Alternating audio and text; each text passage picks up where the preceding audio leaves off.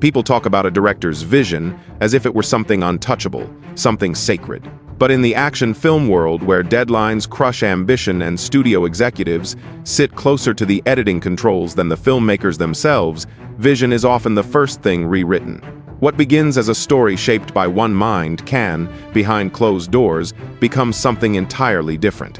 In the dim glow of an editing suite, far from the set and the cameras, the true battle for a film's identity begins. There are cuts of action movies that no audience has ever witnessed: darker outlines, stranger rhythms, sharper emotional arcs. Cuts built from the director's intent, only to be softened, trimmed, rearranged, or erased when studio fears collide with corporate expectations. A scene that once held the weight of motive disappears. A line meant to anchor a character is removed. Violence is softened, pacing altered, tension dissolved. What remains is a version shaped not by creativity but by compromise, stitched together to satisfy everyone except the person who made it. Some directors protested. Some watched helplessly as their work vanished frame by frame. A few even walked away, unwilling to leave their name on a film that no longer reflected the story they tried to tell. And somewhere in vaults, rumor-filled hallways, or mislabeled storage rooms, alternate versions linger, ghosts of films that nearly existed, fragments of narratives the world was never shown. Tonight, we pull back the curtain on those unseen battles. We look at the films recut without their creator's blessing, the edits buried under corporate caution, and the versions whispered about but rarely confirmed. These are 15 action movies recut without the director's consent and the hidden stories that shaped them. Fact 1. The Glimmer Man. There's an emptiness running through The Glimmer Man, a quiet absence, like a puzzle missing its most important pieces. What director John Gray originally delivered was a somber psychological thriller, a story built on the fractured past of Jack Cole and the darkness he carried behind the stillness of his demeanor. But before that version ever reached the public, the studio stepped in and began stripping away the very material that grounded the character. Entire sequences meant to reveal the trauma behind Seagal's performance were discarded, leaving behind a man who feels mysterious not by design, but by omission. Executives believed the film needed less introspection and more straightforward action. They cut flashbacks, character beats, and bridges that once gave context to Cole's choices. What remained was a narrative stitched together from fragments functional, but drained of the emotional charge Gray intended. Even the pacing shifted. Scenes meant to simmer were tightened until they barely registered, transforming tension into mere transition. Crew members have hinted for years that the original cut carried a heavier tone, one that leaned deeper into the unsettling psychology beneath the surface. But no extended version has ever been released, and no alternate cut has leaked. All that survives are memories of a film that once had a beating heart. The theatrical release wasn't merely edited, it was hollowed out. Audiences never saw the version that understood its own shadows. Fact 2. Fire Down Below. On the surface, Fire Down Below looks like a straightforward thriller, but the film that reached audiences is only a faint echo of the one director Felix Enriquez Alcala tried to craft. His early cut leaned deeply into the environmental horror at the story's center: poisoned land, corrupt corporations, and the quiet suffering of rural communities. But the studio feared these themes were too heavy, too political, too slow for a mainstream action vehicle, so they reshaped it. Investigative scenes that traced the full extent of the ecological damage were removed. Emotional conversations with the townspeople scenes Alcala viewed as the heart of the film were trimmed into quick beats. Threads linking the villain's actions to real-world consequences were muted, reducing the story's weight and moral tension.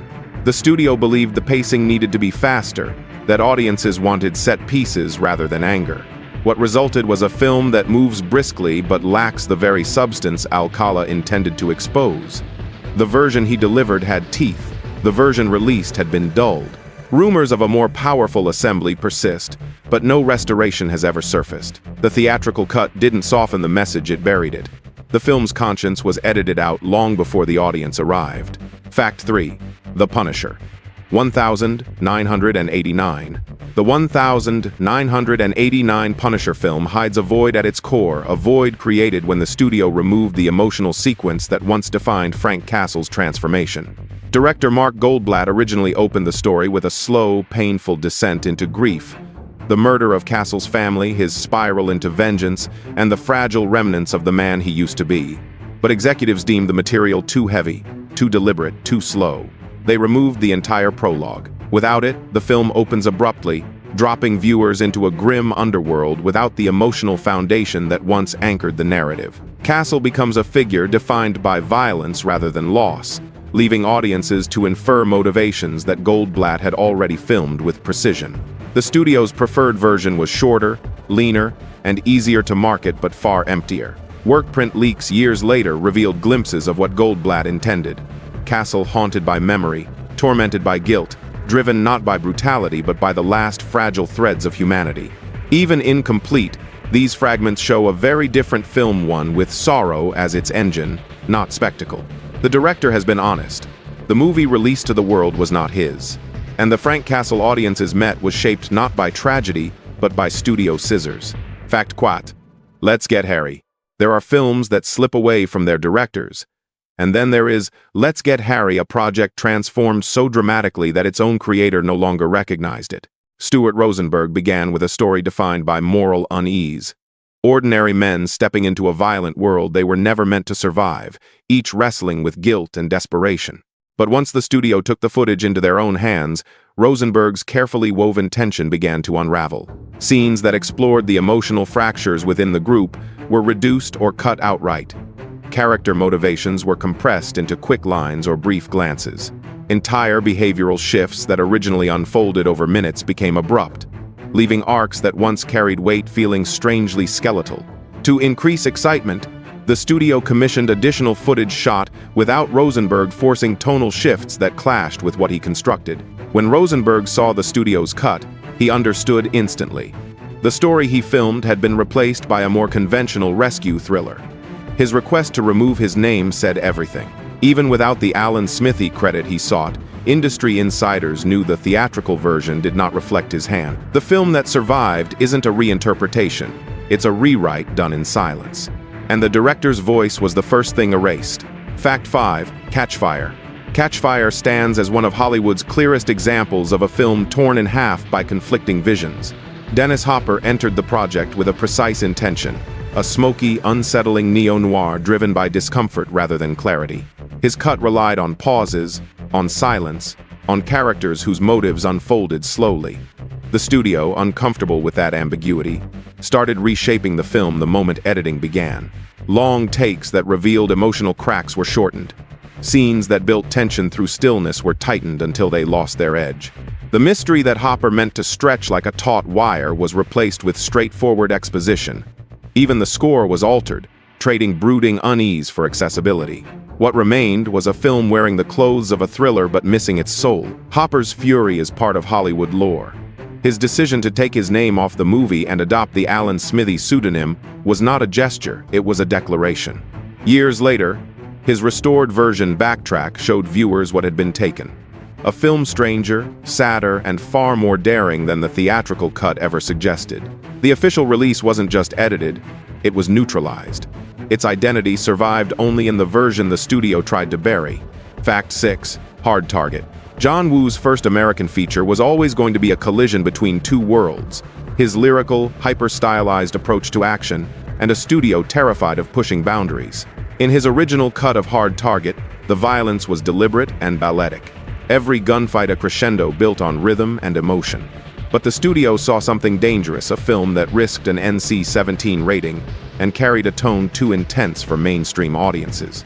They intervened swiftly. Gunfights were shortened, impacts softened, reaction shots removed. Scenes designed to build emotional resonance before the action erupted were carved away, leaving the pacing strangely abrupt. Woo's signature slow-motion sequences, moments that shaped the story's emotional clarity, were trimmed into fragments. Even the structure of certain set pieces was altered, muting their operatic flair. Multiple edits circulated within the studio, each one stepping further from Woo's vision. Insiders recall a far more brutal, poetic cut screened early in post-production, one that no audience outside those walls ever saw. International versions salvaged pieces of the original tone, but no complete restoration exists. The theatrical release bears Woo's name, but not his full intention. It is a film caught between two identities, neither allowed to fully breathe. Fact 7. The Expendables 3. The Expendables 3 was envisioned as a grizzled return to raw, unapologetic violence, a salute to aging warriors refusing to go quietly. But long before it hit theaters, the film's intensity was systematically drained. The studio, obsessed with chasing a broader demographic, demanded a PG-13 rating. What followed was a wave of alterations that reshaped the very nature of the movie. Blood splatter was wiped from frames. Shots once built on brutal physicality were replaced with cleaner, less graphic versions. Emotional conversations, particularly those exploring the team's fading relevance, were shortened until they felt like passing remarks. Moments meant to hit with dramatic weight were reduced into transitional beats. What once carried bruised sincerity became a safer, sanitized spectacle. Insiders described an early assembly filled with grit and emotional gravity, a cut that honored the series' identity. But executives, fearing limits on ticket sales, chose marketability over authenticity. Stallone himself later admitted the decision was a misstep, hinting that the film's heart had been compromised during the recut. The theatrical release wasn't merely toned down, it was declawed. What remained was a version engineered for safety, not truth. Fact 8. RoboCop. 1987. Paul Verhoeven always believed violence could be used as commentary, not decoration. His original vision for RoboCop relied on brutality pushed to the edge of absurdity, a mirror held up to corporate indifference and societal decay. But when the MPAA encountered the first cut, they recoiled. The violence wasn't just graphic, it was relentless. And so began a negotiation that reshaped the film's identity. Murphy's execution, designed as a prolonged stripping of humanity, was heavily trimmed. The ED-209 massacre, a grotesque blend of satire and shock, lost several agonizing moments. Every cut the MPAA demanded dulled the film's thematic sharpness. Verhoeven argued that the extremity had purpose. The ratings board saw only excess. 11 versions reportedly passed through the MPAA before an R rating was secured. For years, audiences saw only the censored theatrical version, a version that hit hard, but not with the force Verhoeven intended. When the unrated cut later surfaced, fans immediately recognized its deeper resonance. The restored brutality didn't make the film gratuitous, it made its message unmistakable. The fight wasn't about blood. It was about whether the film would be allowed to reveal what it was truly saying. Fact 9. Blade Runner. 1982. The theatrical version of Blade Runner is remembered as a haunting noir, but it was born from uncertainty, not intention. Ridley Scott crafted a cryptic, atmospheric dreamscape that demanded the audience lean in, interpret, and question. Yet when early test screenings produced confused reactions, the studio panicked. Their solution reshaped one of cinema's great works from the inside out. Voice-over narration was added, explaining emotions Scott intended to leave ambiguous.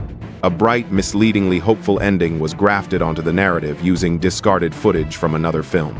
Scenes that embraced the story's murky emotional logic were re-edited or removed.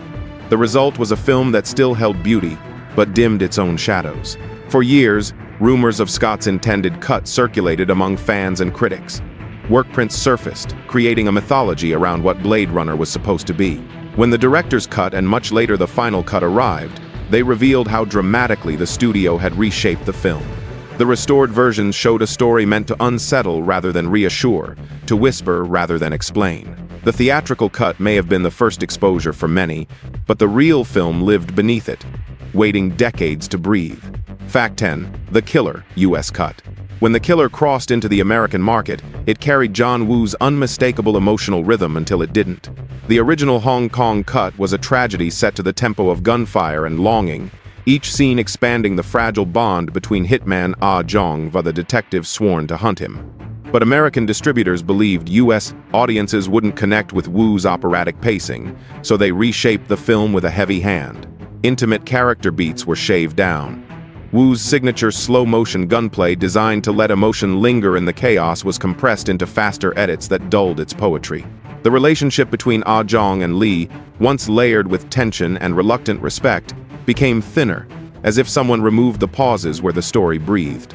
Even the music cues were altered, replacing Woo's carefully chosen emotional contrasts with more generic tones. The US version followed the plot, but not the pulse.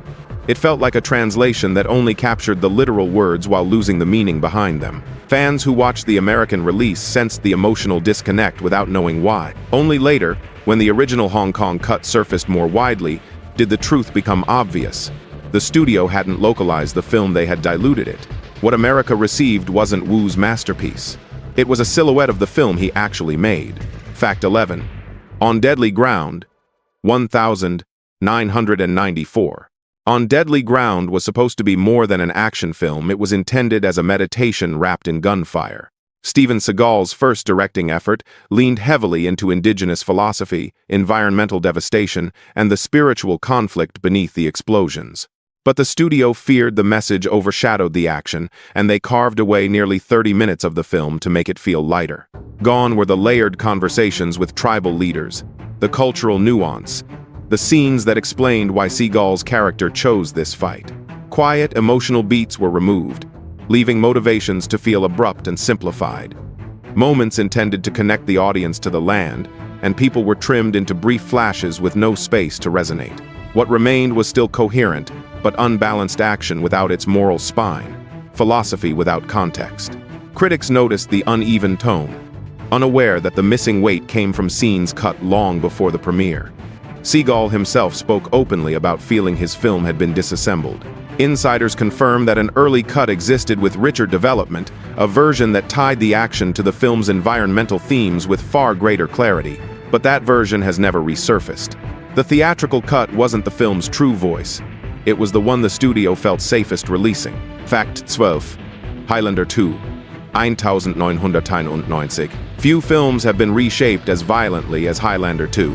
The production was chaotic from the start, but the real rupture came when the studio seized the footage and created a version that director Russell Mulcahy barely recognized. His intended cut, strange, mythic, and stylistically bold, tried to expand the Highlander universe with clearer lore and emotional logic. The studio, fearing delays and escalating costs, took control mid-edit and rewrote the movie's essence. Scenes explaining the Immortals' origins were removed, leaving gaps that confused audiences for decades. Character motivations were rearranged until emotional threads unraveled.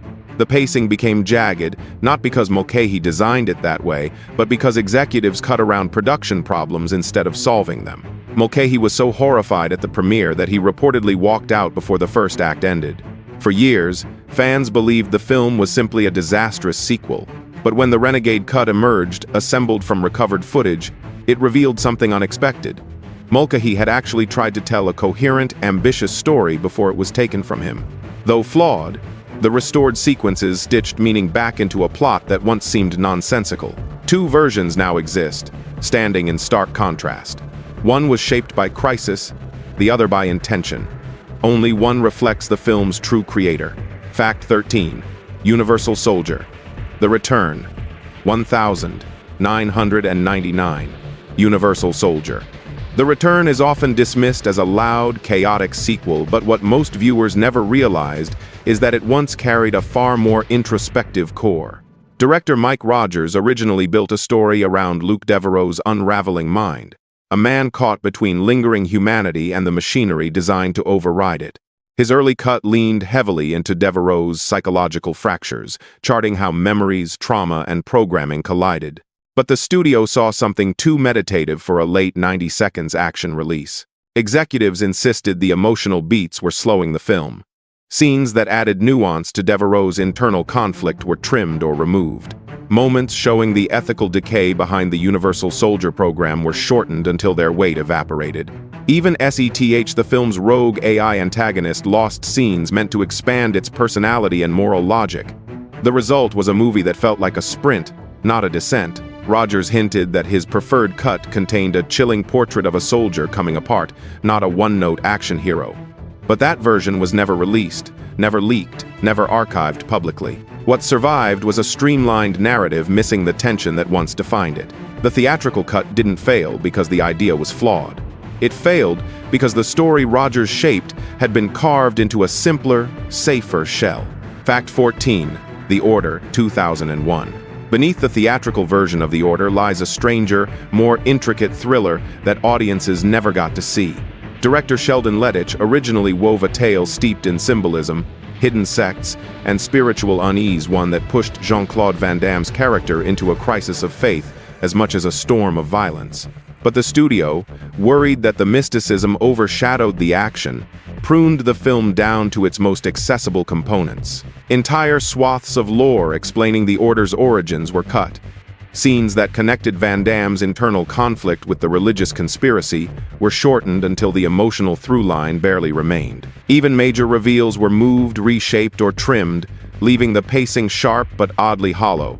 The resulting film jumps from clue to clue without the slow burn tension Lettich had built. Insiders say the director's original assembly felt more like a mythological puzzle, a story that rewarded patience.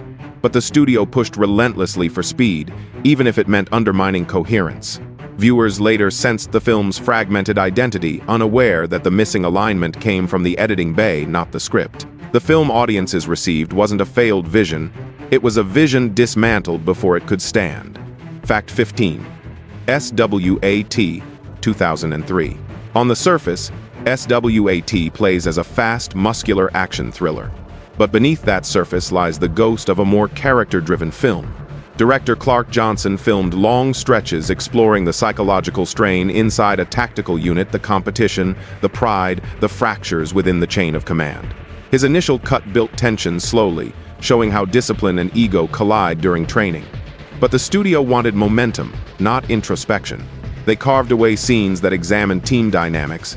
They shortened exchanges that revealed why certain rivalries mattered.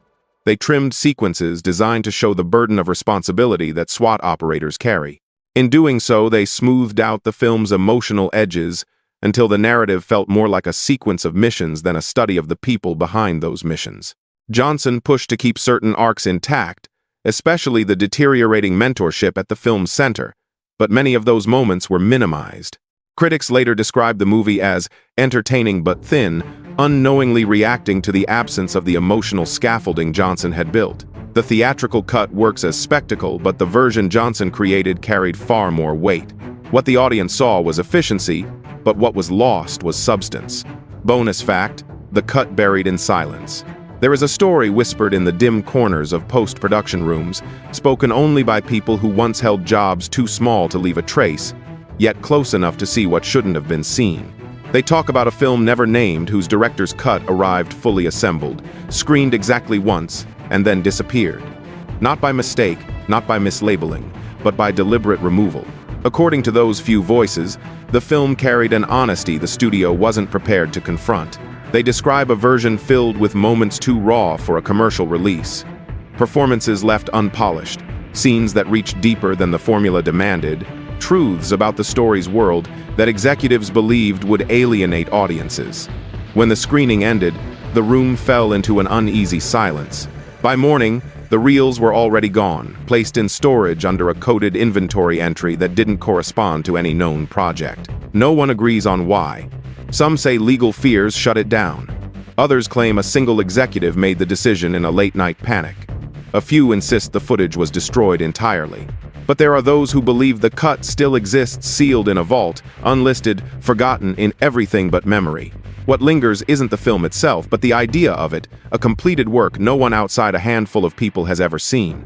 A version that might have challenged the genre, shifted expectations, or revealed something uncomfortable about the process that buried it. Somewhere, perhaps only a few steps from where thousands of other reels sit in quiet rows, that lost film may still be waiting. And if it ever surfaced, how much would it change what we think we know about studio power and the stories we were never meant to witness? If these hidden edits and vanished cuts changed the way you look at action movies, you're not alone. The stories behind the final frames often reveal more than the movies themselves. Tell us in the comments which lost version you wish you could watch and which director's original vision you think deserved to survive. And if you want more deep dives into the corners of cinema that studios prefer to keep quiet, make sure to like, subscribe, and stay tuned. Which unseen cut do you believe would rewrite the film's legacy if it ever emerged?